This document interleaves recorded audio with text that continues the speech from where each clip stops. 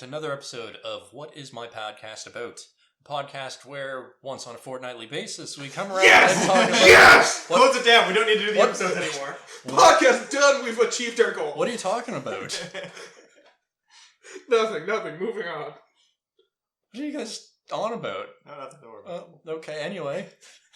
On a fortnightly basis we talk about a random topic and try to figure out if that's what we want their podcast to continue being. Anyway, I'm your host today, Matthew Grace, and as always, joined by Peter. Hello! And Keith. Hey. So, how are you guys? Any news in the world for you? Oh, well, I think one of the big things that happened recently was we had Steve finally get released in Smash. Pretty much, I think everyone's realized that it's not that he's a strong character, but the potential with this character is so high that you could be playing a completely different game and destroy people. Oh, you yeah. know what to do. The one thing I learned from watching the little Sakurai home video he made about Steve was that, like, he seems like he's... Nintendo. Well, yes, he hates Nintendo, but also it seems like he's gonna be a very technical character, and that, like, the people who really learn and understand and practice playing Steve are gonna be really good with him and are gonna dominate me in my dreams. And people who just randomly pick up Steve are gonna be the worst players at the game. Yeah, he has a really high ceiling. Yeah, but despite that, he's going to be absolutely disgusting to play against regardless. Yeah, he has a few like little tricky things that I feel people can pick up pretty easily that make him really annoying. Yeah. Like his fucking just mine-carting people off the world. He's like Kirby, except he doesn't have to jump with you. Making his own platform off stage. Yeah.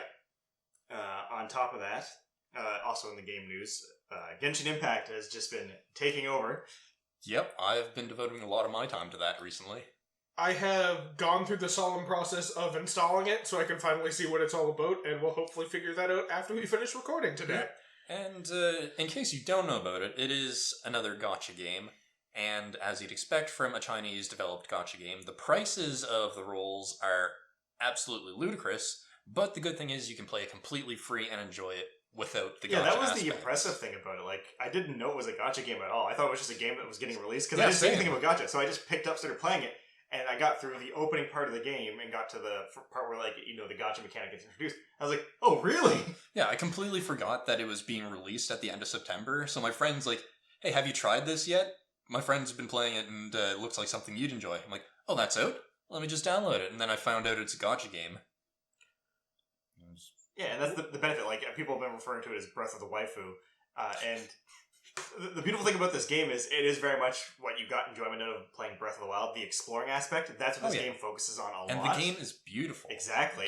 For a free game that has gacha mechanics, if this is a trend that gacha games and like those free-to-play games are going, I think it's a very good trend overall. It's getting free updates, I think, on a basis of every 5 weeks. Yeah. Was, I'm pretty sure I shared with both of you, I pretty much vehemently refused to install this game at first. And then after spending probably weeks of you guys telling me, hey, you should at least try it out. It seems like a fun game. And then spending 5 minutes looking at Keith's waifus, I started the process of installing the game. Yeah. And to be fair, I only play Lisa, so waifus is a bit of a mislead. And I do... looking at Keith's waifu plus friends. And I do want to make very clear, you do not have to pay a single cent to enjoy this game to its fullest. Because to do a single pull of, like, from the gacha rolls, a 10 pull, that costs pretty much $40 to do. And that is ridiculous. So just ignore that fact, and you can enjoy the game. At the same time, during this whole discussion last night, where I was being convinced to at least try it out, I also had to overhear our other friend, Matthew, talking about how he was planning on investing at least a little bit more money before the current event ended because he wanted another chance to do polls to get more champions, even though he already has the champion that, like, it's based around. It's just like, you're investing money for the slimmest possible chance of getting other champions when you know there's more than likely you're going to get the one champion that you already found. And that's fair. If you want to spend money on these games, it's fine. My general rule of it is, if I play the game for a certain amount of time and I enjoy it, I'm fine with paying the price I would have paid for a retail game. Yeah, I'm fine with investing money in these free-to-play games once I know I'm already enjoying it. Like, even, like, we've been playing fucking Among Us a fair bit. Yeah. And I started investing in just cosmetic shit because I was getting enough enjoyment out of it that I felt like the developers should be getting some money out of me for the game. Yeah. I've been doing the same with Warframe. I've literally played for about 1,000 hours now. I don't think New York is the least bit surprised to hear you've been doing the same. I spent money on Warframe. Really? I've invested a little bit, just a little bit of money in that game. Never would have guessed, Matthew. But yeah, it's definitely a fun game. Check it out. I guess all I have is game news today, but this one's a little bit different. So, they're rebooting the Resident Evil live-action series. Ooh. Interesting. Well, that's not really game news. It's more movie news. Movie game. Yeah. I have high hopes for this because as I've been pretty vocal about in the past, although I don't know if I've brought it up on this podcast, I am a very big fan of the live-action Resident Evil movies. Even though they are not faithful adaptations of the series they're based on, they're still, like, just good, campy fun to watch. Well, apparently these are going to be very true to heart on the series, because the casting they've announced so far is for Claire Redfield, Jill Valentine, Chris Redfield, Leon Kennedy, Albert Wesker, and William Birkin. So, yes, they're definitely going to be a little bit more faithful. And also I feel like recently we've been given examples that video game movies aren't just inherent money pits. Yeah. Like, yes, until quite recently, if you made a video game movie, you were either investing a lot of money into a movie that wasn't going to make any of that money back, or you were just going to make a bad B movie that wasn't at all related to the movie or video game you were basing off of. But I feel like recently we've seen signs that video game movies can be successful. Yeah. So I'm kind of hoping that they're willing to actually put in the effort to follow the story with it. And brief aside, the guy who directed the Resident Evil movies up to this point, he is doing another movie, Monster Hunter. You want to guess who the main star cast is? Mila Jovovich? You guessed it! I don't know how I figured it out. The movie from the trailers just looks terrible. That's what he does. He makes terrible movies. He makes good action movies, though. They're good. They're fun movies. Okay, I'll give him this. The first Resident Evil movie, and even the second Resident Evil movie, were really good within the Resident Evil universe. But it became its own beast after that. Yeah, it stopped caring about the plots of the Resident Evil games and became its own fucking thing. But I do have some fun information about the casting we've gotten so far for this Resident Evil movie. So, Albert Wesker has been cast as Tom Hopper. Ooh. You might know him from, he was Umbrella Academy, and he also played Billy Bones in Black Sails. Yeah, I think he could actually be a really good fucking Wesker, especially after watching Umbrella Academy. Yeah. He's already got the Umbrella ties. Might as well put him as a scientist in charge of Umbrella Corporation. Hannah John Kamen from Ant-Man and the Wasp, the one who played, what was her name? The one that was the ghost, or whatever. Yeah. She's been cast as Jill Valentine. Nice. And this is probably the casting I'm most excited for. They cast William Birkin as Neil McDowell. Nice. One of the best villain actors of all time. Yeah. And I'll mention too, because Chris Redfield has been cast as Robbie Amell. Sorry, say that one more time. Robbie Amell is going to be Chris Redfield. Oh, nice. So I think that fits quite with the character. So the casting alone and the fact that, from what they've been saying, it seems they kind of want to stick to the mansion incident and the opening of the raccoon incident. With this casting, I think it's going to be covering Resident Evil 1 and 2, and it looks like they might actually be trying to be very faithful to the series. Of course, they'll have to change some things because the Resident Evil games are very much back and forth solving puzzles, which doesn't really drive a plot forward, but there is a lot of stuff lore-wise to work with.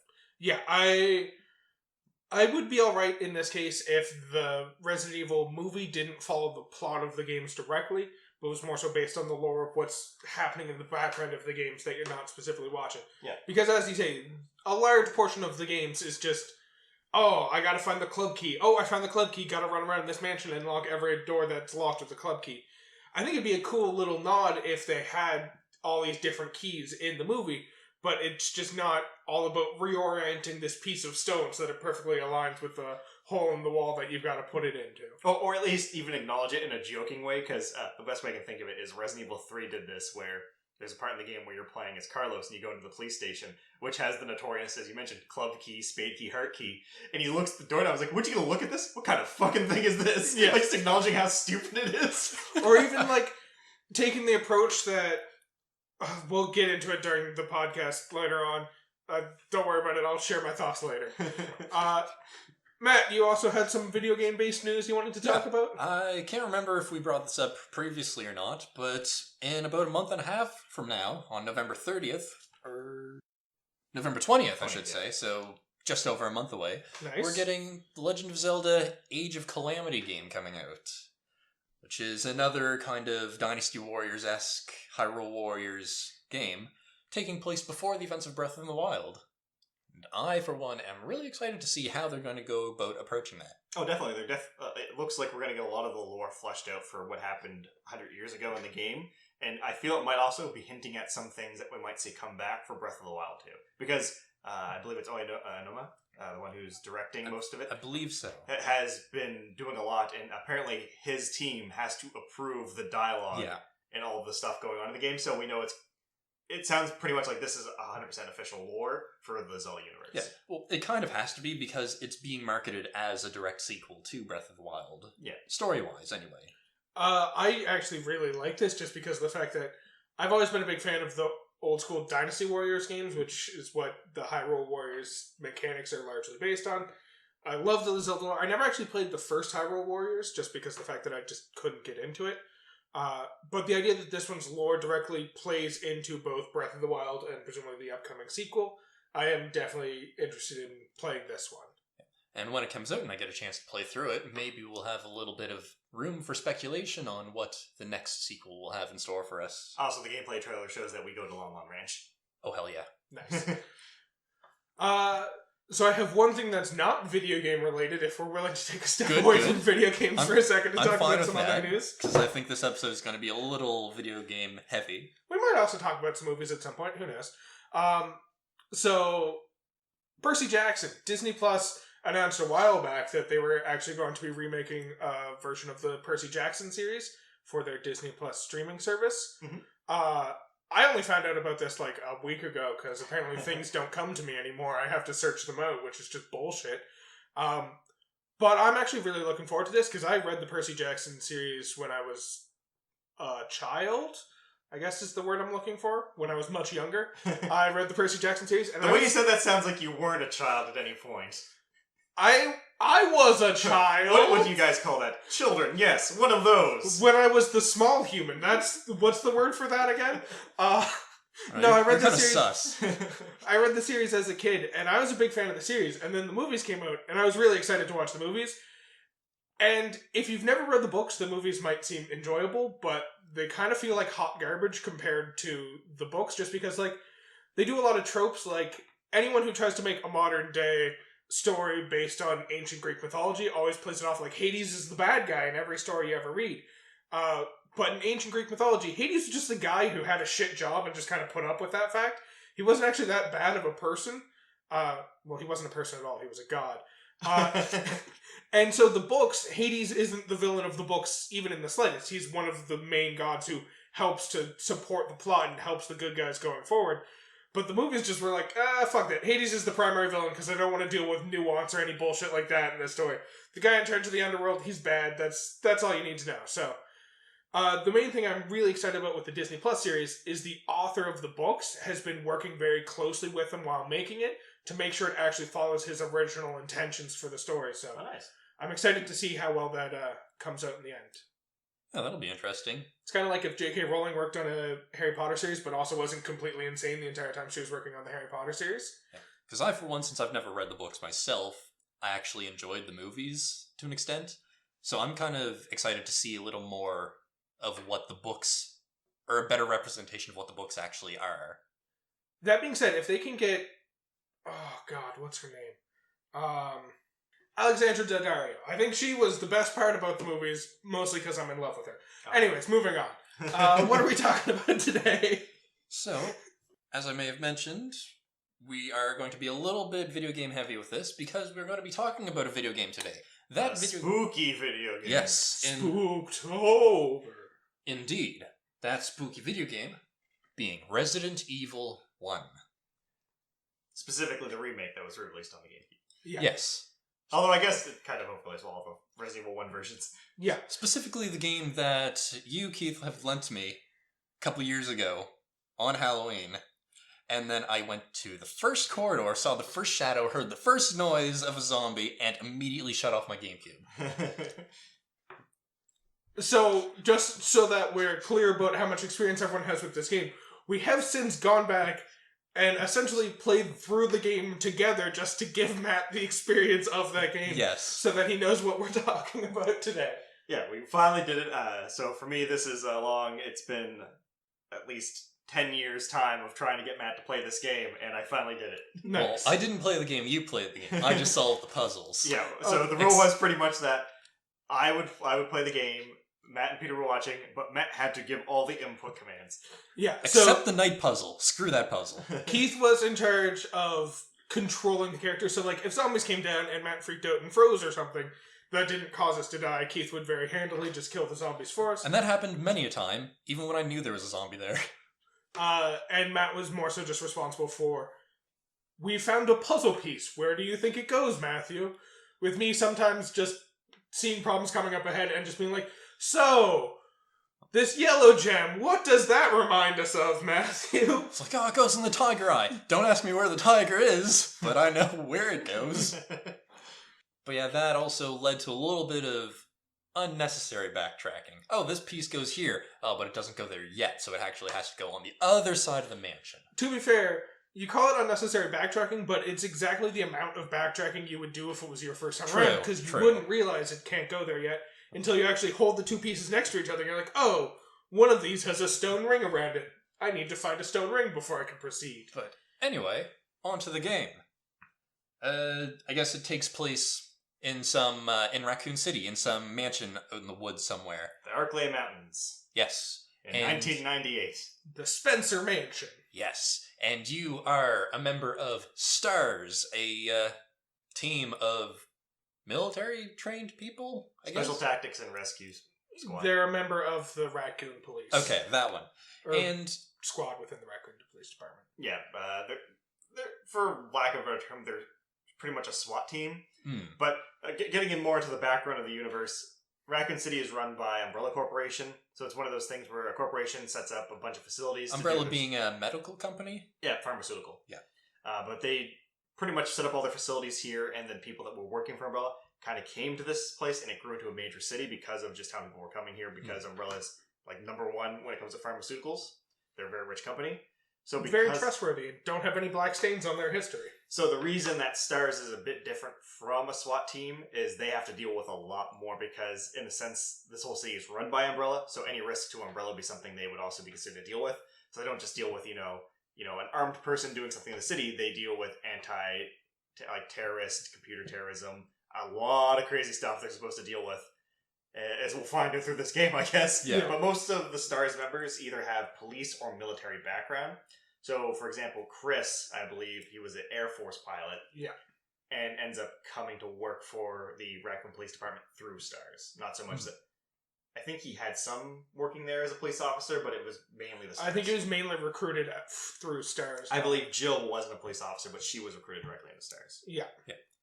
So the game opens up, we're in a helicopter flying out to this location to rescue the Bravo team of S.T.A.R.S. And we're playing as a member of the Alpha team. Yeah, Bravo team went into the mansion because there's been a string of grisly murders where people are being eaten, possibly. Maybe it's an animal, maybe it's a cult, who knows. But Bravo team went missing 24 hours earlier. And so they come across the downed helicopter of Bravo team and also come across some zombie dogs. Zombie dogs. Also known as the Cerberus. Yes. And then running ensues. Running and shooting and death of one of their members. Well, of course they're running in shoes. What else would they be running? Shooting. They lose Joseph. Poor Joseph. A recurring theme throughout this entire story, they lose a member of the S.T.A.R.S. Yes. So we get to the mansion. And,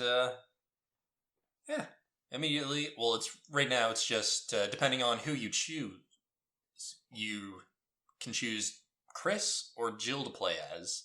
And it's Chris, Jill, and Wesker in the main lobby at the start. Yeah, because we went the Chris route, so it's Jill that gets into the mansion with us. Yeah. If you pick Jill, Chris is missing, and Barry's the one that's in the mansion. Okay. So since we picked Chris, we go check out the Grand Hall, and when we come back, or we check out a side room, and when we come back, Wesker and Jill are gone. Yeah, this was where you stopped playing the first time. Yes. Because you went to the dining hall, and then you went into the next hallway, saw Shadow, yeah. and said no. You hear the zombie that's chewing on Kenneth. Yep. But yeah, the big difference is picking Chris and Jill before was kind of like just a difficulty setting, because Chris is a little bit stronger, he can take a few more hits, but he starts with only a knife, and he has less inventory slots. But now, as you explained, it's more slightly different mechanics. Like, Jill will approach puzzles slightly differently than Chris. Yeah. And, yeah. Like, Jill takes less damage than Chris, so Chris can take, I think it's about 4 hits on normal difficulty, where Jill can only take 3, I think. I believe so. But she gets the gun from the beginning. And has 2 more inventory slots. 2 more inventory slots, so she's a lot easier at solving puzzles. And at the same time, she also has the lockpick mechanic. So where Chris, in the original game, couldn't get into a lot of rooms, they introduced the old key mechanic for the remake. Just so you can still get into all the rooms. Yeah, whereas Jill specifically used the lockpick to get into those rooms, and they were usually central to her puzzles. Because the games... Up until 3, really, the game was always split into, there's 2 characters, you play them, and depending on how you play them, you're getting different parts of the story that kind of give you the full picture. So in theory, you have to play through multiple times to fully understand everything that's going on. Yes. Ideally, you not only play through both characters, but you play through both characters multiple times, because there are different ways that they can branch out over the course of a single playthrough. But since the person at the helms was intimately familiar with the game, we got a fair bit of knowledge and information found throughout the playthrough. Very few... It's like I got the perfect ending on the first try for some reason. Yeah. Very few things were fucked up as a part of our playing through. But the big downside with us picking Chris is, well, the upside is we get to experience who was one of my favorite characters from the earlier games, which is Rebecca. Just a fun character. But by picking Chris, we also don't get Barry. And Barry is definitely the best part of Resident Evil 1. That's, like, part of the whole thing about choosing the characters is both characters has essentially... Sidekick feels like a bad word, but they have another member of S.T.A.R.S who's with them for a lot of it, who you have lots of interactions with. You get to have lots of experiences with. So, with Chris, you have Rebecca. With Jill, you have Barry. And they both play different roles. So it's not just like Barry is always doing what Rebecca does, and Rebecca's always doing what Barry does. They do very different things because of the fact that Chris and Jill have very different skill sets. Like, so they need different gaps filled. Like, as we learned through the playthrough, Chris is kind of an idiot. Chris is a big fucking dumbass, from what I can tell. You walk into a room full of a bunch of chemicals and medicines, all various colors, and despite the fact that you've never seen them before, you're positive that they're not the colors that they originally were. Yeah. I believe the specific wording is there's a bunch of chemicals that you've never seen before. They've changed colors, and it's like, yeah. Since when? I haven't seen them before. How do I know they've changed colors? So a lot of Rebecca's interactions in this is her solving problems for Chris, because if she doesn't, Chris's solution is, I'm walking in with a gun. Yeah. Mm-hmm. Whereas with Jill's playthrough, she's a lot more, like, logical thinking. So Barry's more of, like, kind of like a protective guide. Yeah, so when kind she of gets helps her out of a sticky situation. Yeah, when she ends up in those situations that she can't just brute force her way out of, he's the character that shows up and helps her out. Yeah. So, if you were a second later, you would have been a Jill sandwich. Yeah, that's one example of where she gets caught in a trap when she gets the shotgun, and she's going to be crushed, so Barry bursts open the door. She can also mix chemicals on her own. Another good example of this one would be the plant fight. Yeah. So for the plant fight, Chris just kind of fights it, and if something goes bad, Rebecca bails him out by making the solution and poisoning and killing the plant. For Jill's thing, though, if you make the solution, you kill the plant. But if you don't run into the room, then Barry shows up with a flamethrower and kills it. Yeah. And that's one of the things I love about it, is, like, you still get all of the, like, notes and shit throughout it. So, as Chris, just to go back to this plant fight, you read a note that explains... there's this chemical you can mix together. If you mix it together properly and apply it to the roots of the plant will die within 5 seconds of having this applied to the roots. Yeah, and so me not knowing anything about the game, like, okay, I'm going to need this information for later, so I write it all down. Yeah. And then we get back to the room of the chemicals, and sure enough, as I should have expected, Chris is like, I have no idea what to do with these. I'm not a chemist. I don't know how to mix chemicals. All right, time to shoot a plant, because it might die in 5 seconds of having chemicals applied to its roots, but it'll die within 1 second of having a bullet to the right part of the if plant. the plant did grab us, it would have triggered us to play Rebecca, who then can mix the chemicals, and you could have used it, but we didn't have to at that point. Yeah. It's just one of those things where, like, Chris sees a helpful tip that would solve all of his problems, and rather than going with that, he cocks his gun and walks into the room with the plant. I got my home puzzle key right here. Yeah. But yeah, so you get separated at the beginning from Jill and Wesker, and so your main goal is to explore the mansion and try to regroup with your team. Yeah, you were chased here by the Cerberuses who killed your ally. Brad Vickers, the pilot, just took off with the helicopter, so you're kind of forced here and you start encountering dead members of Bravo Team. Yeah, and you start picking up a few more clues of what happened. There was a secret laboratory, and they were researching this T-virus and running these very questionable tests on their test subjects. Or in some cases, the person's family of the builder of the mansion. Yeah. Yeah, let's talk about George for a second, because George is a great guy. George Trevor is essentially the man who was tasked with building all of these puzzles. So the Spencer Mansion was a mansion, and from what I understand of the lore, because it's been a while since I've looked into it, the owner of the mansion hired George Trevor to design all these traps and puzzles throughout his entire mansion because he didn't want people going through it and finding all the secrets. So that's why you have all these weird fucking puzzles throughout the entire mansion. But the best part about this is George Trevor is a recurring character in the background of a lot of different games. Like in Resident Evil 2, you wonder why there's all these weird puzzles to navigate through the fucking police department in Raccoon City. It's because you'll find in some secret notes they reference the Trevor Construction Company who was responsible for building the building. And so George Trevor's just like, fuck it, I got all this puzzle knowledge from working on the Spencer Mansion. Might as well add some puzzles to this. In Resident Evil 7, there's these weird fucking locks. You find an invoice later on in the game that references the Trevor Construction Company that designed the building. And I believe there's even a plaque thanking the Trevor Construction Company for the construction of the clock tower in Resident Evil 3. Yeah. It's just... Clearly, the reason that there's all these weird little puzzles to navigate through rooms is not because of the fact that this is just a staple of the Resident Evil world. It's because of the fact that George Trevor is behind the scenes building these puzzles into every building he's ever fucking touched. Now, to be fair for the PlayStation, the police station, and the clock tower, those are also commissioned by Umbrella to be built that way. But yeah, the bio home in Resident Evil 7 does not have any explanation for why it was done that way. Nope, just fucking Mr. Trevor being a cool guy. I believe that's one's the weirdest fucking puzzles of all, because it's like these weird shadow puzzles that you have to orient objects correctly to cast the right shadow. And that was just George Trevor having a fun time working on his puzzle skills. It's a sad outcome for him, though, because as he came to realize in his final moments, the person who commissioned him to make all those puzzles in the mansion, kind of insane, and he was kind of lured into his own trap and died. Which is probably the best part about it, because if you think about it that way, the first game we play is the last building he constructed. That was his magnum opus. Yeah. Which means his work on the police department, the clock tower, and the house in fucking Resident Evil 7 were all done before he got to the Spencer Mansion, and then he builds the Spencer Mansion and is trapped in there and dies there. So he's just been... It's not that he went crazy because someone forced him to make puzzles. It's he was already crazy making puzzles, and they're like, let's take advantage of him and then kill him off so no one knows. I like this puzzle man that builds things. Yeah, so what was... After we realized that Jill and Wesker disappeared, what was the first thing that we actually had to do? It was really just explore the mansion. Yeah. So how the game is kind of broken down is you have a small area, you find out that there's a key, you find out how to get the key, and that unlocks a new area, and then it's the same pattern over and over again. It's find area, some doors need certain key, find key, solve puzzle, get key, open up new areas, repeat. Yeah, there's just a variety of puzzles. You'll solve one puzzle with a turning eagle, and that'll give you access to new gems. Those gems will serve some purpose somewhere down the line.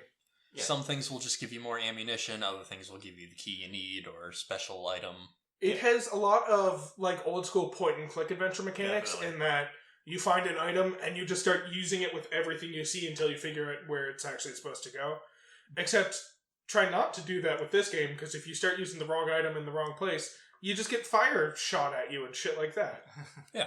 Like one of my favorite puzzles was the one with the knight statue that comes at you with the spike shield to squish you and kill you. I enjoyed your solution to that the first time around. Like, the descriptions on the plaques made it look like you had to confront the death coming for you. Nope. All it means is that you will die if you steal this key. And Matt reads, be prepared to confront death if whoever takes this key. He's like, alright, let's walk into that spiky statue that's pushing towards us. But you said no, so we'll never know if that was actually a way you could get through the puzzle or not. I have a feeling that it wasn't. But no, it was such a great feeling, though, finding that fake key. Yeah. That all of a sudden I got the realization, oh, that's where that goes. You pull the old Indiana Jones switcheroo. To be fair, that was a beautiful part about us playing through in this fashion, is I got to witness Matt have that beautiful aha moment over and over again for shit that I had that feeling the first time around, but haven't felt since then. So just watching Matt be like, it's a key, and Key's like, oh, it's a fake key. It's not actually, like, if you read the description, it's not rigid and won't actually open a lock. And Matt's like, what's the use of a fake key? It's worthless. Wait, I got it! Then Keith turns it around and is like, that looks exactly like the key we picked up in the other place. I know what we must do. Run to the other side of the mansion. Yeah. But that led up to the first boss fight. And oh boy, was I was aware of, for whatever reason, one of the bosses in this game being a giant spider. Black Tiger. Black Tiger. Yes. So we're going up to the boss room, and I'm expecting a boss because we're picking up ammo and healing items left, right, and center. Yep. And we're heading up to the attic, and there's a bunch of cobwebs everywhere. I'm like, oh god, it's the spider now, isn't it? Well, the best part about this is, like, we see the cobweb door, and me and Keith keep making repeated comments about how, don't worry about it, the cobwebs, it doesn't really make sense that they're there. This definitely isn't the door that you think it is. Don't worry about it. And you're like, no, this is... I don't believe you guys. You guys are fucking with me. And then we open up the door, and it's a fucking giant snake named Jan. And we're like, see? The cobwebs make no fucking sense in this context. Because there's like, the wall is covered in cobwebs. Like, this wasn't like a situation where it's like, oh, okay, there haven't been people here for a while. Spiders. Like, no, something big put these webs here. But for some reason... And even the room later on in the game, in the tunnels, when you go to fight Black Tiger, there's no cobwebs. Yeah. It's like the second boss you come across, again, the hallway before the boss room is littered with giant cobwebs. You walk in expecting a spider encounter, and no. The giant snake comes slithering back for round 2, where you actually kill him. So, as we now know, in Resident Evil world, giant snakes are responsible for cobwebs. Yes, and the sign of an actual giant spider boss is a little regular cobweb up in the top left corner of the door. Also underground tunnels. Underground tunnels are a sign of spiders, which are named after tigers. I just love the naming of the monsters in this. Like, the giant snake's name is Yawn. The giant spider's name is Black Tiger. All great fucking names. The dogs are Cerberus. Terrifying. Giant shark is Neptune. I like that name. The progenitor zombie is named Copperhead. Crimson Head. Copperhead something else. The plant had a name too, didn't it? Plant right. 42. Right, yeah. Or Subject 42. Subject 42. Likes to strangle people. Yeah, that was a pretty good one. This girl's like, yeah, the plant just strangles people. Yeah. It also holds doorknobs shut. It's also, that's something you discover very early on for yourself. Because as you're walking through the building with Plant 42, you're walking through a hall and you walk over a hole in the floor. Inconspicuous hole in the floor. You walk over and a good old vine comes up and wants to say hello. So we kind of skipped over one of my favorite puzzles in this game, which is the Moonlight Sonata piano puzzle. Yes. So this puzzle is my favorite for so many reasons, and it's specifically in the Chris playthrough. You get the first piece of it so much earlier than when you actually solve the puzzle, too. Yeah, so the score is broken into 2 pieces. You walk into a room with a piano, you find half the score, but it's not a complete score, so obviously you can't use it to play music. You run around the mansion, a little while later you find the second half of the score, you combine them together, and you go back to the room with the piano. This is obviously after you save your first S.T.A.R.S member. Yeah. It's like, yay, we've got someone alive. Yeah, you encounter Rebecca, who's with Richard, who's been bitten by Jan. Yep. So you get him the serum, and he kind of ends up hanging out. Yeah, in the so storm. I guess you said that's a kind of timed thing where you have to quickly get the serum, Yeah, or else he'll Richard die. can die if you just kind of screw around. This game's a bit easier with it because I think as long as you just go straight there and do it, you tend to be fine. I'd imagine it's probably based on a certain number of doors you open, different rooms you enter. Well, in the original game, it wasn't that. It was an actual timer that you did. You actually had to run straight. You had to run straight to the room, and encountering an enemy could possibly mean that Richard died. Oh. Especially if that enemy grappled you and you had, like, the 10-second screen of them, like, trying to bite you while you're pushing them off. Yeah. Yes, you save her, the medical specialist. And that means she's smart. The just best character in the entire series. 18-year-old Rebecca. She's a medical expert. We also realize that, like, sometimes the descriptions of their positions within the S.T.A.R.S team is a bit too literal for what they do. Like, Richard... Is Richard the communications one? Yes. Yes. Richard is communications, and thus he's the only one on the team who has a walkie-talkie, which... Why is there only one person on the team with a walkie-talkie? Isn't the point of a walkie-talkie to be able to talk to other people with walkie-talkies? It's clearly just to talk to the guy with the fucking helicopter, that's it. Yeah, Brad. But you also learn later on that if you're given a title, you're the only one who can fulfill that role. Yes, we had a bit of an in-joke about how Richard as the one with the walkie-talkie. And the communications role, or the communications job... He was the only one who actually understood how to use a walkie-talkie, because you hear voices through your walkie-talkie repeatedly, which would lead you to believe your walkie-talkie is still working fine, but you have no way of using the walkie-talkie to send information back to Brad through the walkie-talkie. Yep. Similarly, we also came up with a bit of a running joke ourselves, which is, as communications expert, Richard was the only one who could properly use a walkie-talkie in that he could walk and talk at the same time, because literally anytime Chris talks to another character, he's dead stops and talks, and then starts walking, even in situations where it would make sense for him to move. But yes, to go back to... The piano puzzle. The piano puzzle. Richard, Chris. Jesus, I kept wanting to say Richard, even though it's not Richard. Chris finally gets the score for the music, goes back to the piano room, and puts down the Moonlight Sonata score on the piano. This is where you realize Chris is musically illiterate and has no fucking clue what he's doing, and just hits 4 fucking random keys on the piano. What do you mean? He plays really well because Rebecca immediately identifies, hey, I think that was Moonlight Sonata.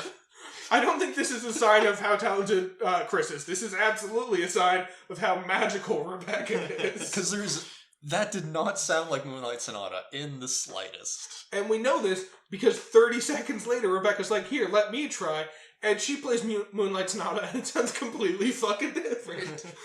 Sure, it's not great because she hasn't practiced in a while, but give her some time and she gets it down. But the absolute fucking best part of this whole puzzle and interaction is after Rebecca plays Moonlight Sonata the first time, Chris gets all fucking confused. He's like, huh, that's weird. Why didn't it do anything? It's just like, she played fucking music on a piano. Why are you assuming that this will do something? I understand this is a weird puzzle mansion, and so far lots of things have caused weird things to happen.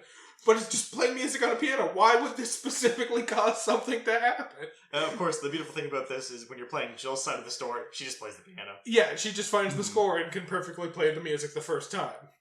Yeah, but a little bit later on, we came across the first and only puzzle that I wasn't able to solve. It was the night puzzle, where you walk into a room and 4 statues of knights come out, and you've got to make sure you push them all back into position before you interact with the button that's laid out in front of you on a little pedestal. Because if you don't push them all back into position, you'll die if you push that button. So I have a question for you, Matthew. Yes. Have you managed to figure out that puzzle by now? Oh, I know exactly how the puzzle works. I always knew how, as soon as I saw it. The problem is, I can never solve those puzzles specifically. I have the worst time with those. Like, sure, if I had the patience to push a statue in and write down which statues react to me pushing it, I'd be able to solve it in a little bit of time. But I, just for whatever reason, can't stand those puzzles. So, here's the thing about that puzzle. First of all, it'd be more work than you're expecting it to, because certain statues will only move in when you push in a statue, and won't move out. So you'll have to record what happens to the statue when it's out and what happens to the statue when it's in. Yep. So you got to record twice as much information than you're preparing to record. The second thing is there's these pictures on the back wall that seem like they're clues to solve that puzzle. They mean completely nothing. Yeah, they mean nothing. Because one of the pictures doesn't even match up with the weapon that one of the statues is holding. Yeah, I'm sure there might be some logic to the puzzle. I've never figured it out. I just figured out the pattern that works, and that's what I do every time. There's no logic. I searched it up afterwards. It's literally just a set pattern that you have to push them in at. The funny thing is that in the Resident Evil books, they do actually encounter all the puzzles from the games, and they give you the solutions right in the book. And even for that goddamn puzzle, Jill just breaks the mechanism and steals the piece. So this is what I was talking about earlier when you were referencing the upcoming Resident Evil movies and how they're going to address the fucking puzzles. I think that's another perfectly fine way for them to address the puzzles in the movies, is to have some elaborate puzzle in front of them that they have to solve in order to get the key to get out of the mansion, and just have fucking one of them to be like, I'm just going to break the door and we can just leave that way. Like, just fucking acknowledge the puzzle and then don't solve it, just break the puzzle so you can move forwards. Yeah, because I could see them doing that for a movie because there's no need for actual interactive mechanics in a movie. Yeah. So, talking about the characters in the game. So, the big thing we end up finding out that's kind of like the central plot point of why all this happened was that Wesker specifically took the S.T.A.R.S team to the mansion to test out the BOWs. So he was using them as field data, essentially? Yeah, because later on we find out that Wesker was originally, and still is, a researcher for Umbrella. Yeah, and the twist about this that we find out is not really mentioned in the game specifically. It's more so in Resident Evil 0. But the reason the Bravo team helicopter went down was because Wesker sabotaged it. Okay. So he sent them on the mission, knowing the helicopter would crash. That way, Alpha Team would have to go back in afterwards. So this ends up happening. He's getting the test data from their interaction, and then Alpha Team is the better team, even though they're technically both teams are just equal. Alpha Team's the better team. And he goes in with them to get the combat data, and eventually ends up getting killed in the thing. But one of the plot points in the game is that, there's a traitor amongst the S.T.A.R.S. And this plot point doesn't really fit well with the story, too. Because on Chris's side, Jill's missing, but we know we can play Jill. So automatically we're saying, okay, Jill's probably not the traitor. And then Barry is just not present at all through the game. You have Richard who dies. All the other members of the team die. So you're kind of left with, Wesker. It's like, I think it might be Wesker. But at the same time, the game goes out of its way to make you fucking love Wesker. Yeah, Wesker is the one who gives you all the tips you need for a lot of things. He gives you healing items. He fixes the goddamn broken door. That's the biggest fucking thing. There's this one door with a weak handle, and it randomly determines the number of times you can go through this door before it breaks forever and you can't pass through it again. And you're just like, fucked at that point because you gotta take a really long way to get around. And Wesker's like, don't worry, bud, I got you. Once you make it a little bit further in the game, he fixes the fucking door handle for you. Yeah. But I find this twist works better on Jill's storyline because you have Barry. And Barry, aside from having great lines, is also very suspicious. Yeah. The voice acting in the original game was so bad, and I kind of play homage to it, where it's just Barry just makes dad jokes, I guess. that's the canon of Barry now. Yeah. Because there's a part where he saves Jill, and he's like, if I was a bit longer, you would have fit nicely between two pieces of bread. It's later repurposed in other versions into you would have been a Jill sandwich, but yeah. Yeah. Or there's the part where when they first split up from the hall, and he's like, you search this side of the mansion. Here, you might need to use this, Jill. You are the master of unlocking. He's sarcastically telling it as he gives her the lockpicks. Or my favorite one is, I believe it's acid rounds he gives her later on when she gets back to the lobby after going through the second one. He's like, here, Jill, use this. It's very effective on living things. Yeah. And the only thing I could think of the whole time, when I was younger playing the original version of this was, I'm not fighting living things. I'm fighting the undead, yeah. The other one I really enjoy, and we referenced it at the end of the last podcast to hint about this topic coming forward, is you find a pool of blood, and Barry's like, oh, is that blood? I hope it's not Chris's blood. And it's just like, why would you bring that up unless you know for sure it's Chris's blood? What do you know about Chris? Are you the traitor, Barry? Or are you just intimately familiar with all of our blood, in which case I still think you're the traitor? Because there is a fair bit of blood around the mansion. Now, the twist we end up getting is that at the end of the game, you have your showdown with Wesker in the Tyrant Room. If it's Chris, he confronts him. It's like, oh, you've been working for him the whole time, blah, blah, blah. And he shoots Rebecca in her bulletproof vest, I might add. Yep. She has a tiny fucking bulletproof vest, and that's where Wesker chooses to shoot her. So she lives. In Jill's story, though, before you enter the room, Barry actually pulls a gun on you and takes you into the room. And she's like, oh, Barry, you betrayed us, blah, blah, blah. Because the game's actually setting up that Barry could be the traitor, to the point where, like, when you do the Lisa Trevor fight, remember when we did it with Chris, Wesker is the one who helps you and gets knocked off the pedestal. Yeah. In this fight, this is where you choose if your decision decides if Barry lives or dies. Because you take the gun from him, and then Lisa shows up. He's like, give me the gun back, I'll help. And you can choose not to give him the gun. You get his gun, but he gets knocked off. Oh. But if you give him the gun, he fights with you, and you end up progressing through the story. And then he ends up pulling the gun on you at the end, takes you in to meet Wesker, and you find out he's working with Wesker, not because he chose to, but because as soon as he got to the mansion, and you separated, Wesker cornered him and was like, I have your family hostage, and if you don't do what I say, I'm killing your family. Okay. Because Barry's a good guy. Mm. But the thing I wanted to bring up is Barry he's one of the few S.T.A.R.S members that survives very far into the future in this game. And he has his daughters end up becoming playable characters later on in the storyline. And there's a game, So Resident Evil Revelations 2 is where you end up playing his daughter. And one of my favorite things is there's a trash compactor level where you're playing Claire and his daughter Myra. And there's a part where Myra has to save Claire from the compactor. And when you do, and they're both together again, Claire says, oh, if you're a bit slower there, I would have fit nicely between the two pieces of bread. And then Myra's response is, does Barry tell everyone that story? Oh my god. I kind of wish I chose Jill now for our playthrough. Yeah, Barry is just one of the greatest things that come out of Resident Evil. Yeah. I'll probably go back and actually watch someone's playthrough as Jill now.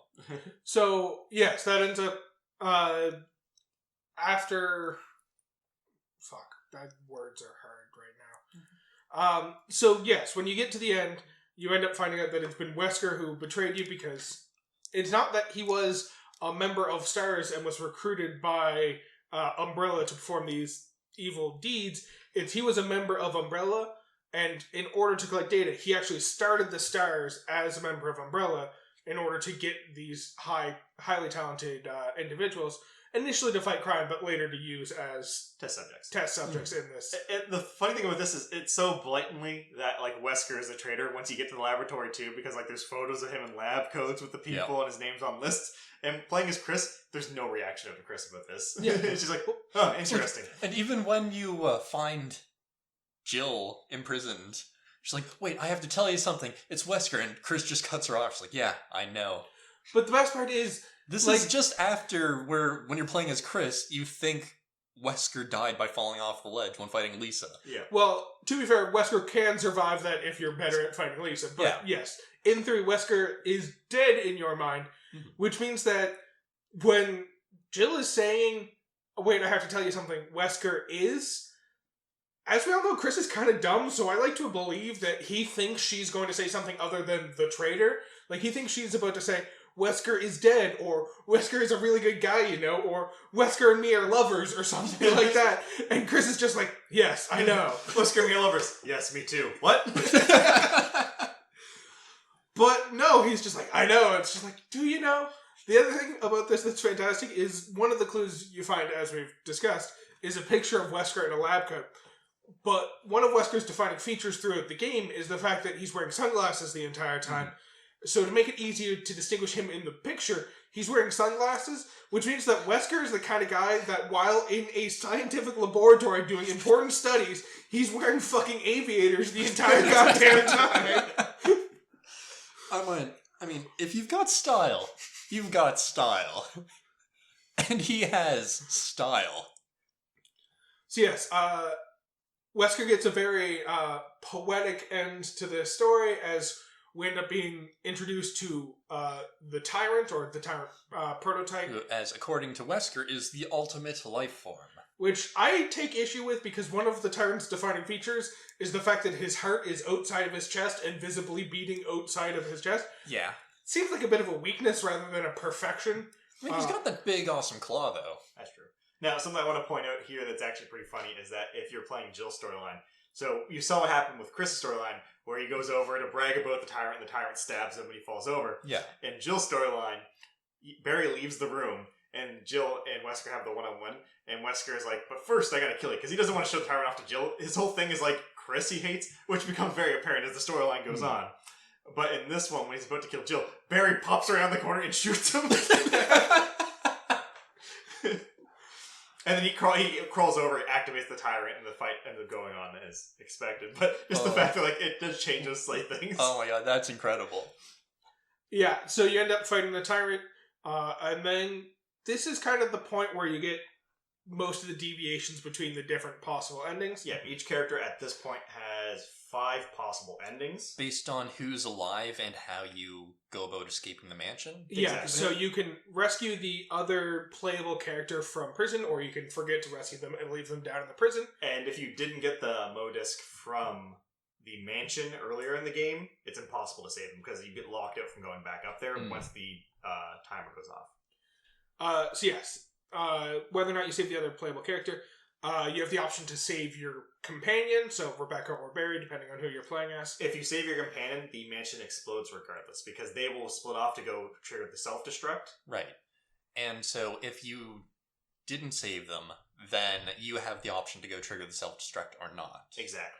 So, and saving no one and not triggering the self-destruct, even though you get out, is the bad ending. Yeah. Mm-hmm. Because instead of that scene where we're flying away in a helicopter and you see the mansion explode, you see a silhouette of a zombie doing like a biting motion over the mansion. Oh. So yes, essentially 3 of the endings are the mansion explodes and you're either escaping alone with your companion or with your companion and the prisoner. And then the other 2 are the mansion doesn't explode and whether you escape on your own or with the other playable character, but not your companion. So it's you and the both playable characters survive, your playable character and the companion survive, playable character and no explosion, only companion, and nobody. Yeah. So nobody has variation of exploding the mansion and not exploding mansion. Whole bunch of different ways the story can break down. Now, within the canon of Resident Evil, the canon ending is a weird mixture of both things. So the book, I think, puts it in the best perspective, where Jill isn't immediately captured by Wesker and then gets locked in the basement. She's there for the whole time. She's actually wandering the mansion until the laboratory gets unlocked, and then she's caught by Wesker. So in the canon, it's Chris who is the one who never gets captured, or Jill gets captured and put into the jail cell. So essentially, when Barry turns on her, puts her in there, and he has the change of heart, like, well, even though my family's in danger, I can't betray my team. And then it's those Jill, Barry, Chris, and Rebecca are the only surviving members from the mansion, who all 4 of them fight the Tyrant on the roof and then make off with Brad when he comes back. Okay. Yeah. Does the host still explode in the canonical ending? Yeah. Okay, that's what I thought. I just wasn't. The reason it's important that the house explodes is because that essentially means they have no proof, and that's why the plot of the Resident Evil 2 and 3 game work the way they do. Right. Because, there's a mansion full of zombies made by Umbrella with all that evidence up there, but if the mansion explodes, even though they do it to prevent the expansion from getting out of the mansion, it also removes all of their evidence. Yeah. Mm-hmm. So they can't prove what happened up there. Yeah, so from what I know of what happens in 3 anyway, because I have no idea of what happens in 2, I gather that since they don't have any evidence to go on, they can't actually do anything to stop what's happening, then the virus gets out and overruns the city, and then you have 3, essentially. Kind of. So the plot afterwards is because if there's one thing Umbrella's good at, it's putting laboratories under things. So there's a lot of laboratories under prominent places in Raccoon City, where Birkin is working on the G virus, which is a different virus that kind of reacts the same way, but it's a slight variance. The G virus is more about mutation, whereas the T virus is more about reanimation and strengthening. So, after what happened at the Spencer Mansion, Umbrella's higher-ups decide that they need to change some things. So they aggressively try to take William Birkin's research from him in the G virus, and it doesn't go well, and he himself is actually the one who kind of leaks the virus. Okay. And that's what causes the spread of zombies in the city. So that's the premise of what happens there. So the T-virus is loose as well as the G-virus, but the G-virus is the more deadly one in a sense. And Umbrella's trying to eliminate all evidence and get off scot-free. And that's kind of the S.T.A.R.S members know it's Umbrella, so the ones trapped in the city are trying to escape, and the reason that a lot of the S.T.A.R.S members aren't in the city is because they've actually gone off to do things. So I think Barry flees to Canada with his family. Hey! Now, he moves the family to Canada specifically. How that's going to help you specifically against an international corporation, I'm not sure. But Chris goes... Canadian Umbrella's nice. They apologize for the T-virus. Oh, we're sorry about that Spencer Mansion there. Nothing's undercover for them. Except in Canada, it's called the M virus because it's the maple virus and it just makes zombies more delicious. Yep. And then Chris goes to Europe because there's some mention in files about the European branch where the virus started. So Chris is off there, and that's kind of why we got the swap of characters. Actually, fun misconception about Resident Evil 3, just or on the topic. A lot of people believe that Nemesis gets sent into Raccoon City to hunt down S.T.A.R.S specifically as revenge because S.T.A.R.S are causing a problem. But actually, the reason that Nemesis gets sent in, and it's specifically programmed to target S.T.A.R.S, is because the Tyrant was defeated by S.T.A.R.S, and Nemesis is supposed to be the next thing up. So the ultimate test is to see if it can defeat beings that defeated it. If S.T.A.R.S defeated the Tyrant and Nemesis can defeat S.T.A.R.S, then it's the superior weapon. I see. Yeah. Okay, that makes sense. Resident Evil isn't without its problems, of course. A lot of people don't like the tank controls. Yeah, that was the main reason why I just shut off the game. Because I knew as soon as I saw a zombie, I was not going to be able to deal with this. Tank controls, fixed camera angles it's pretty much the staple of like classic survival horror games. Silent Hill did it. Resident Evil did it. I think since you just did bring it up, I do want to say that the fixed camera angles does add to the aesthetic of the game and how they went about the art direction of the game. Because, sure, it's an older game, so it's not going to look the greatest. So they went, you have the 3D character models and the enemies, but then everything else, as you mentioned when we were doing the playthrough, is just drawn. So everything else looks very atmospheric, spooky, none eerie. of the stuff you're seeing except for the interactive items are 3D models. It's all hand-drawn. Yeah. And that's a lot of the things with, like, a lot of the tropes we think of with horror games or survival horror games are less so done in such a way as to make the game spookier, but are more so initiated just due to limitations of the system. Like, it was a lot easier to do hand-drawn pictures that characters move across than it was to actually 3D model an entire mansion and have a following camera that shows different angles of this mansion. Yeah, and I feel also just the fact that they were drawn gives it a little more of a spooky feel than blocky models. So it wasn't done to make it spooky, but the way it was done just so happened to add to it. And became a bit of a staple going forward. You also, the fixed camera angles gave it the feel of, like, once you understand that this is a mansion that was hiding a secret laboratory, you get the feel on future playthroughs that the fixed camera angles are literally just, like, security cameras that are watching the different parts of the mansion, is how you end up kind of viewing it, or at least that's how I ended up viewing it going forward. But it also gives you that tension of, like, for example, when you first played, you went into the hallway and you heard something. You didn't know where it was or what it was doing, and you can't angle the camera to see around a corner or anything. It gives you that kind of claustrophobic feel. Yeah, and again, like, a lot of this stuff was done through limitations. I think the most notorious one in, like, survival horror gaming specifically is Silent Hill, because you could walk through the city, of course, but the render distance, you would see things popping in the render. So what they decided to do is they would put a haze over the screen, making it fog. Right. And that's the iconic thing of Silent Hill. Silent Hill without the fog isn't as scary as you think it is. Yeah, the game, they didn't add the fog to make it scary. They added the fog to cover the fact that the render distance was fucking shit in the game. Yeah. But now, in modern games where they don't need the fog because of the fact that the render distance is actually quite substantial, they still have the fog just because of the fact that it's become a part of the game and adds to the aesthetic spookiness. So it's one of those things where, like, tropes in games that were there for mechanical reasons just kind of lead to the game being the way it is and adds a lot more to the game. Yeah. Another fucking classic example of this is Metal Gear. The original Metal Gear game was initially intended to just be a generic shooter, but they couldn't handle that many models and all the bullets flying around all at once, so they decided to make it a stealth game to encourage you not to have that many models on the screen at once. The enemies got you could still overpower the enemies, but it would take a lot of resources and you would risk dying. So it was much easier just to sneak past them. And the game was like, well, this is what we're going to do to combat this. Mm-hmm. Yeah, but now that we've gone through Resident Evil, if not for the tank controls, I think I'd probably be able to get through it myself. I think the modern Resident Evils you might like them because the recent remakes of 2 and 3 are not tank controls. They're kind of like a more modern, like over-the-shoulder camera control. From what we've played together, the two of us, of Resident Evil 5, where you're in Africa, I still don't think I'd be able to go through it myself. I'd be fine going through it with other people. To be fair, 5 actually still kind of has the tank controls, though. It's still have the shoulder tank controls. Yeah. And I understand where you're coming from, because the game is still spooky. Yeah. Or, spooky is not the right word.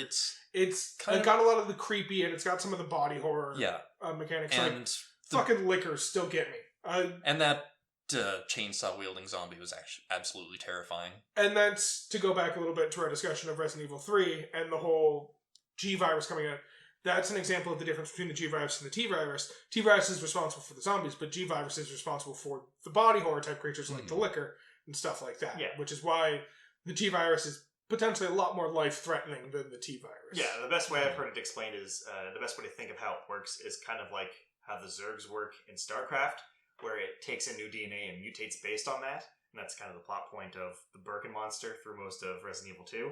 Yeah, Birkin's just slowly evolving and becoming more and more body horror until he's a giant tube of meat that swallows trains whole. Fun stuff. Lovely picture. Well, you'll get there. I think that this now has to become a recurring theme for us where we play a new Resident Evil game every year. Yeah, we'll get there. Yeah, not you'll get there, we'll get there. You guys will carry me there. We will drag you kicking and screaming there. And there was definitely a lot of interesting puzzles too, as we were mentioning before, where the night puzzle you weren't too much of a fan of.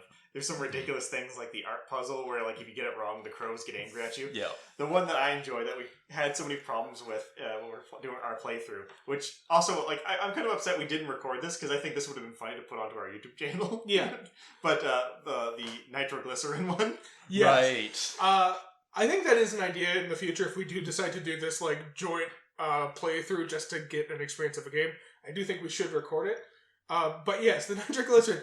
I tried to set it up to like create a fun experience because the deal with the nitroglycerin is you can't shake or jostle it because you're carrying nitroglycerin to fuel the reactor. And if you happen to run or do something else, get hit, that would shake or jostle it, you explode and die.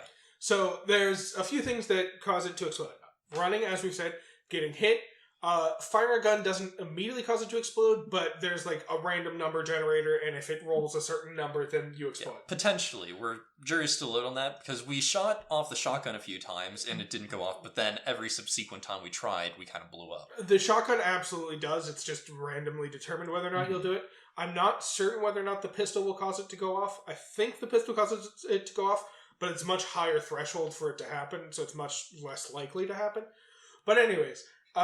we get the fucking nitroglycerin, and every time you see, like, hints about this item, it talks about the fact that it's very volatile, you don't want to shake or jostle it. So, while we're going through this playthrough, I have in the back of my head, I know you're not allowed to run. I don't want to bring that up, because I want Matt to suggest, let's just get this over with, run back there, so that Keith will run with it. So all I do is say, hey Keith, we should probably save the game before we do this, just because you can't explode. And then Keith brings up, wait, is this the one where running or firing a gun causes it to explode? I'm like, alright, fuck it. Yes, running will cause it to explode. I guess I'll let you know. Yeah, but... Only for us to recharge the canister and to be like, don't run, you will fucking explode. Yeah. But also, I was kind of expecting that, so I wasn't going to suggest running. Fair. But if you ran, I knew it was going to happen. And then we subsequently exploded like 6 times trying to plug it back in. Another puzzle that I really enjoyed that we unfortunately didn't get to experience because Chris is a badass who shoots plants in the face is the chemical mixing puzzle, because it's just the dumbest fucking bullshit to get it, where you have to like keep mixing different chemicals to build up to the proper J-volt? Yeah, J-volt. J-volt. J-volt in order to kill the plant, and it's just a whole bunch of mixing water with different chemicals to build different chemicals, and then mixing those chemicals with more water to make new chemicals. It's a thing. And let's see. There was that puzzle. We also seemed to reach the trend of every time a S.T.A.R.S member died on screen, we had to repeat their death. Because we fucked up a puzzle later on. Because, screwed up a puzzle right after they died, resulting in our death, and we didn't save before that happened. Yeah, like, we saved Richard the first time around from the fucking snake bite. From Venom. He got the serum. From Venom. Only to later encounter him in front of Neptune and have Neptune kill him. Eaten by a shark. The best part about this is there was a slight audio glitch, so as you're starting to cross the bridge, he's like trying to tell you to stop because of the sharks. So he says, "No, Chris, wait." Except because of the audio glitch and delay, he doesn't say "No, Chris, wait" until he's inside the shark's mouth that's eating him. It's just like, that's an interesting thing that happened right there. That's the master communications for you. Yep. So he dies to Neptune. We later come across a puzzle in order to try and defeat Neptune, and we die to Neptune, so now we have to watch Richard die again. Who's the other one we had to watch? It was Enrico. Enrico. We have to watch Enrico get shot multiple times, because we died to a ball? Was it one of the stone balls? Yeah, it was the boulder. It was the stone boulder. Which, to be fair, is pretty funny when you know the context of, like, Resident Evil 5, where, like, Chris just punches boulders, and like, yeah. It was probably revenge for this. The funny thing is, you just stood there and the boulder came straight at you. I honestly remembered it as a quick time event. Yeah. I don't blame you for remembering that. I remembered some things very differently. Like, I always fucked up the plant fight with Chris and had Rebecca have to save me. So in my mind, I knew you needed Rebecca to mix the chemicals. So when we got to the chemical room and it didn't work... We spent like 10 minutes looking for Rebecca. We ran around the mansion looking for Rebecca, only for Keith to end up like looking up in a guide and figuring it out. And then bringing up, we got to do this the Chris way. And Matt's like, what? Just like punch the chemicals to try and mix them together? And Keith's like, no, the more Chris way. And we're like, punch the plant? Shoot the plant. He's like, yes, that is the Chris way. Fuck the chemicals. Who cares about that BS? It's my fault for trying to address this in a smart way and solve it, in a non-shooty way. Should have known we're playing as Chris. We don't think things through. The Jill playthrough would have certainly suited us a lot better. Probably. Yeah. I still enjoy that we did the Chris playthrough. We have a lot more of those jokes to make about Chris now. Mm-hmm. So was there anything, like, favorite that stuck out of the game? Character, puzzle, boss fight? My favorite thing is still the Moonlight Sonata. Just puzzle? Because of how stupid it is. So, like, he just plays a random 4-note chord that's so dissonant and makes... It doesn't even fit the song in the slightest. And all of a sudden, Rebecca, from who knows where, comes around the corner. Is like, that sounded like Moonlight Sonata. No, it didn't, Rebecca, but whatever you say, you're here to solve my problems, and I'll accept it. That, and when we finally killed the spider, and I could put that behind us. That's fair. I have a favorite character, and it's absolutely Rebecca. Barry's close, but I just love Rebecca so much. Like, stuff like, there's medicine here. Do you want me to treat your wounds? And you're like, yeah, sure. And you just, like, stick your arm out, and she just, like, touches it a little bit, and all of a sudden, all your wounds are gone. She's actually a healing mutant. Yeah. And she's proficient with guns, and then the one time where she's in trouble, and you have to rush to save her, she's cowering in a corner from a hunter, and she doesn't have a gun in her hand, and you just come up and shoot the thing behind it. It was always one of those things that I thought would be funny if it happened this way, which is, after the first time you save Richard from the venom, and you give him the serum, and you escort them back to the medicine room, as you're leaving, Chris asks Rebecca if she knows how to use a gun, and she's like, yeah, I know how to use a gun. I always, in my head, really wish Chris had been like, okay, and then just gave her the gun, and you're just back to having only a knife at that point. It would have been even more Chris to just give her the knife instead. You know, his gun? Good, you take this. But yeah, that was Resident Evil 1, I suppose. Yeah. We've learned a lot about the interesting stuff. It sets up the world pretty well. A lot of people have a special part for Resident Evil 1.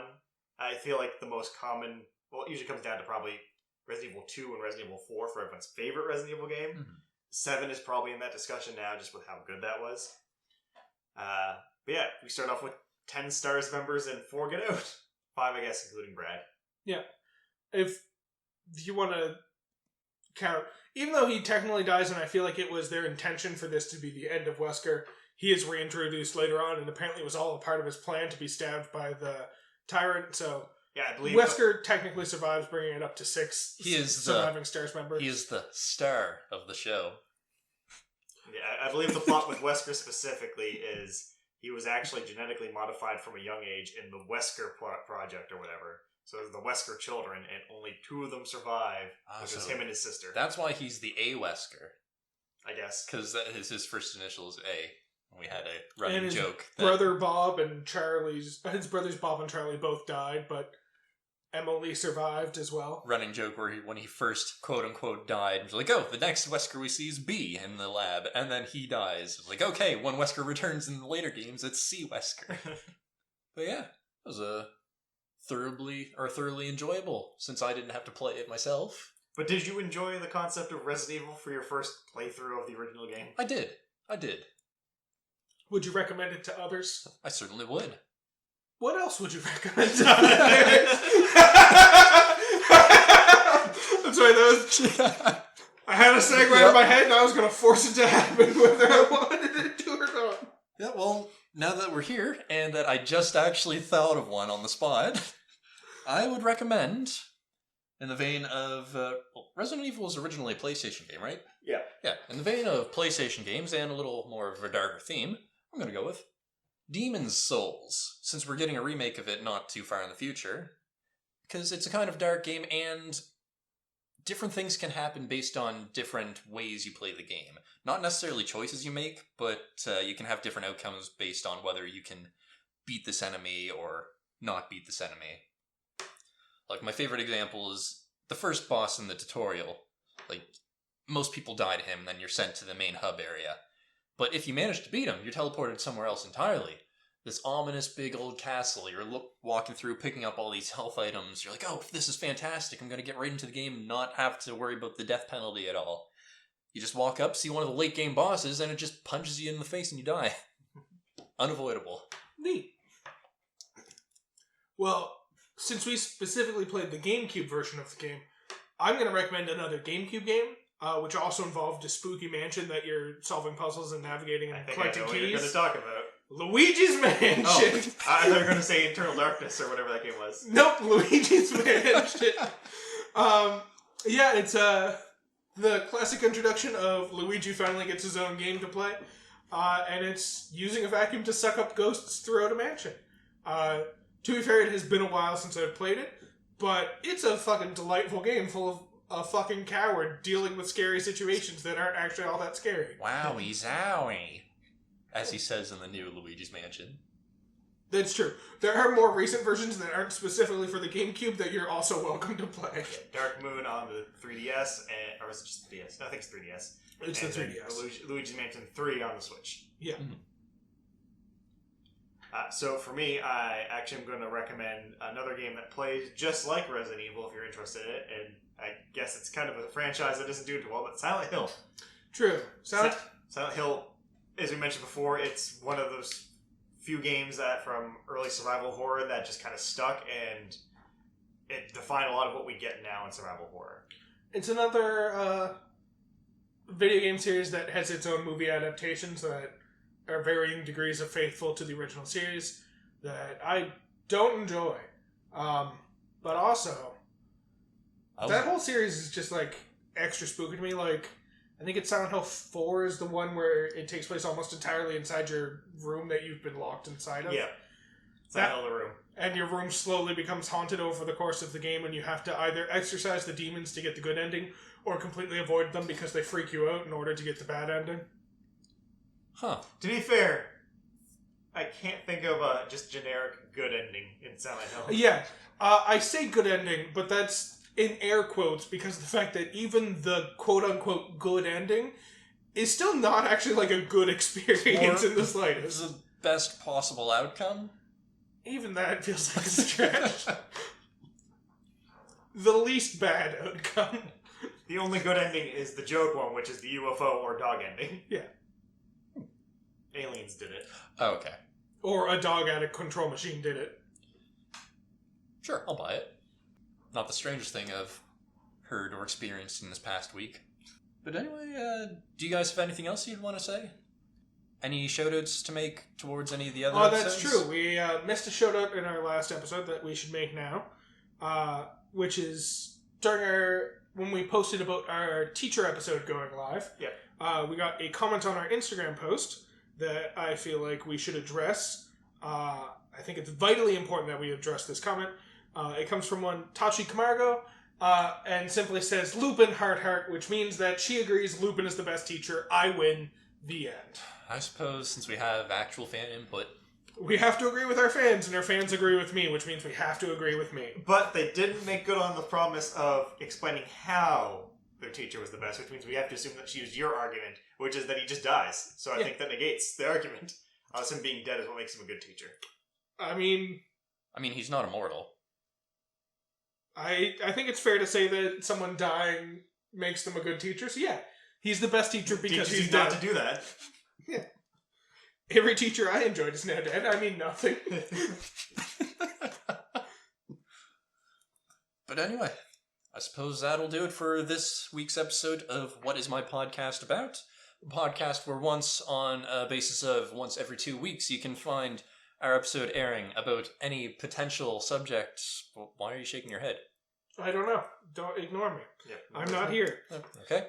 Well, maybe if you would like to tell us what our podcast should be about, you can send us an email at our email at whatismypodcastabout@gmail.com, or you can contact us by leaving a comment on our Instagram or even a YouTube video. We may not get to the YouTube video, though. We have a couple of those up now. And, leave a like, comment, tell us what you think, tell us how we should improve. Look forward to next year when we release a YouTube video of us playing through Resident Evil 0. Yeah, it very well may happen. So, here's a good question for the audience, and I guess for you as well. What is the best horror game you've played? I can say for me, I don't know about best I've ever played, but best in recent memory is probably The Evil Within. That game was the kind of spooky where the first time I played it, I stopped playing it and had to not play for a while and then go back to playing later. The best horror game I've played, and that also being the only horror game I've ever played, Luigi's Mansion? Left 4 Dead. That too. I'm stuck between Siren Blood Curse. Yeah. Or the original Amnesia, The Dark Descent. Oh, fuck, yeah. Oh, that's another good one. Right. Yeah, and even that's definitely one of those games that you go through some emotions while you're playing, and sometimes you just need a break. Yep. That was another game where, even though I was playing in a custom map made, I couldn't get past the first room. So I just couldn't bring myself to. But, so tune in next time when we're going to talk about my cabbages!